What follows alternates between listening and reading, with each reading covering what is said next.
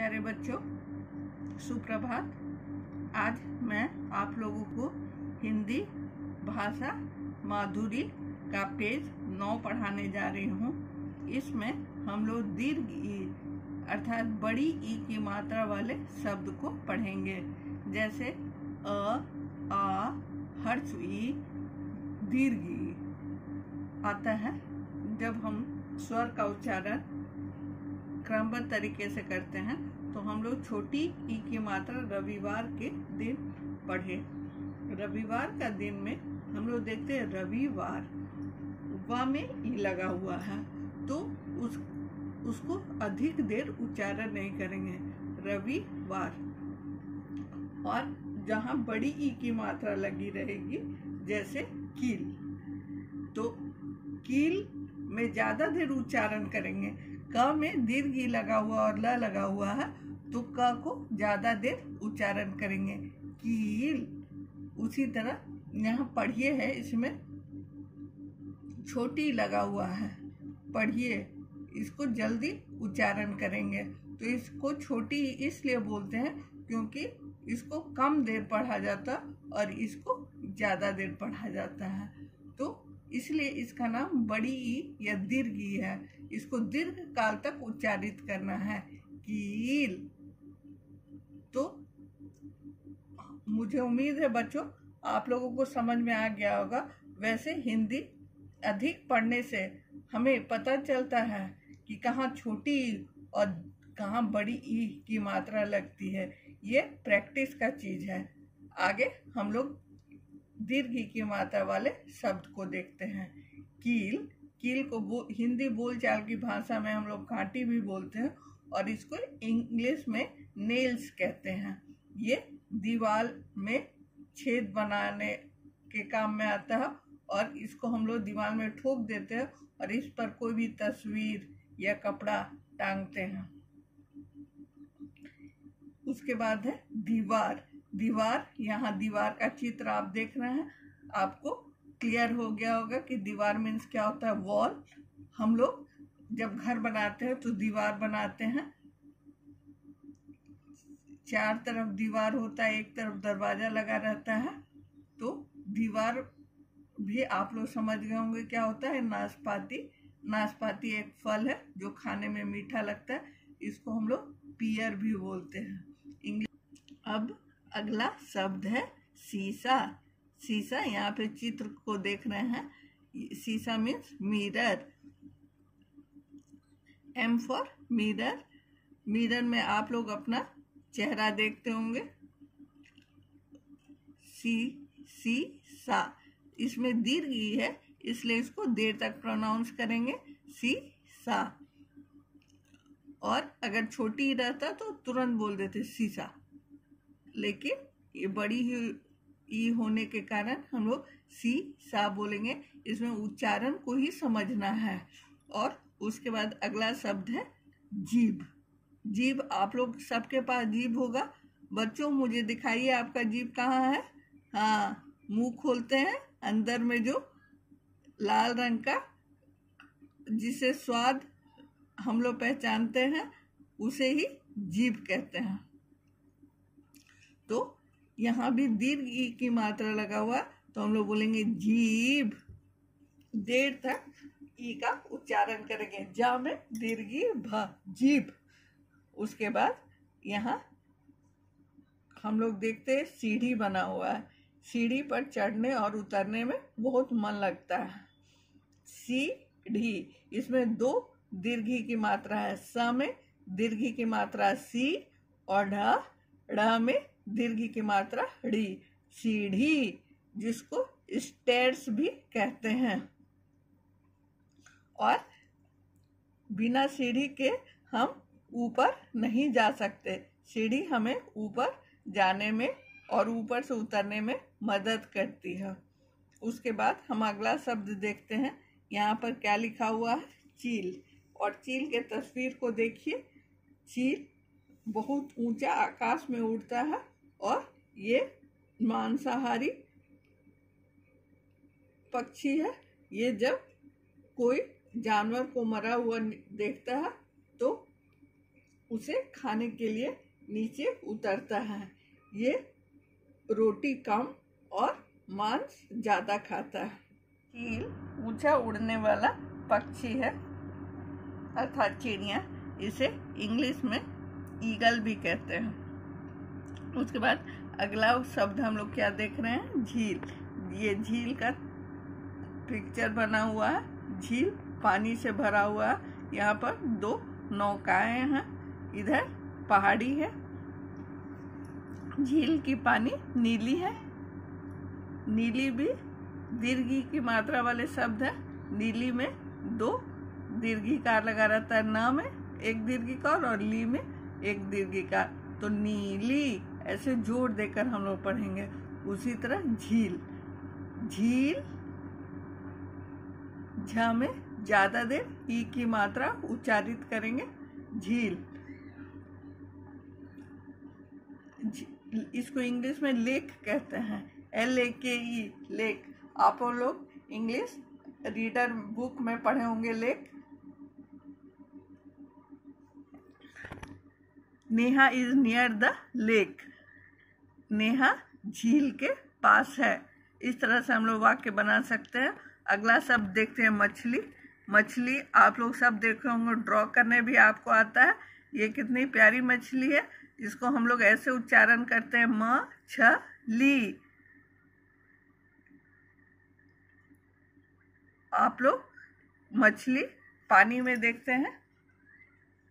मछली जल की रानी है। जीवन इसका पानी है। हाथ लगाओ डर जाएगी, बाहर निकालो मर जाएगी।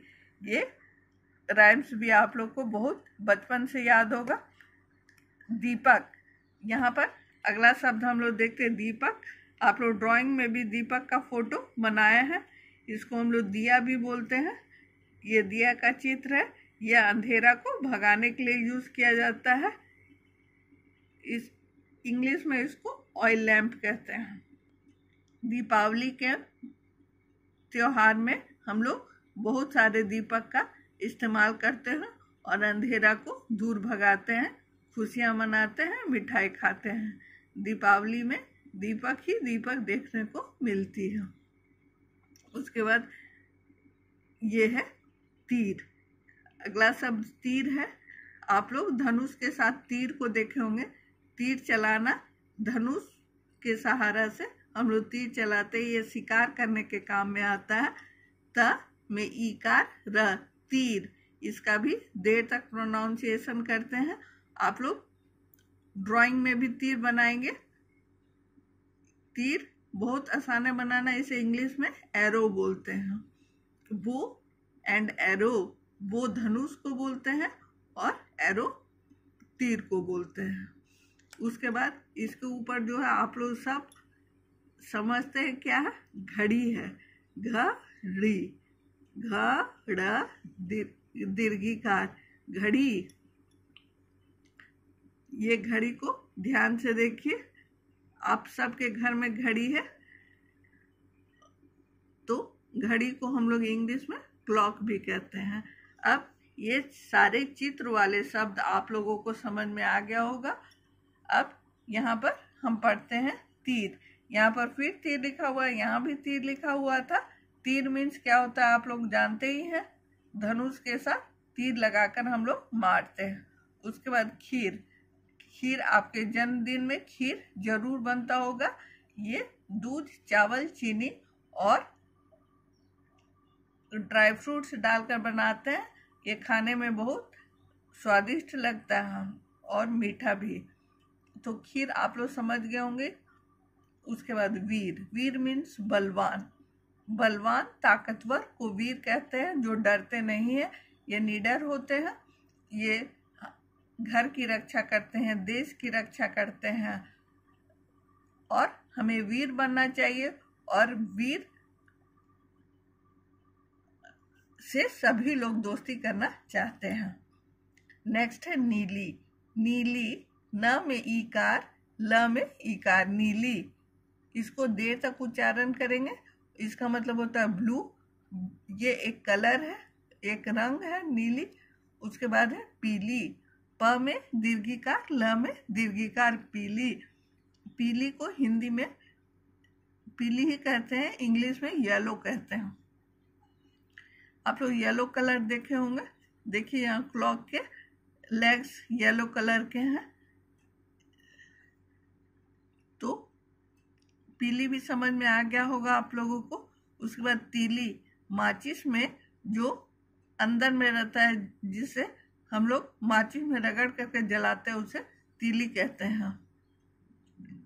मैच स्टिक, इसको इंग्लिश में मैच स्टिक कहते हैं। तीली कहीं भी जलाने के काम में आता है। इससे बच्चों को बचकर रहना चाहिए। ककड़ी, ककड़ी एक फल है जिससे सलाद बनाते हैं। ये अभी इसी मौसम में मिलता है, गर्मी और बरसात के मौसम में। ये खाने में स्वादिष्ट होता है।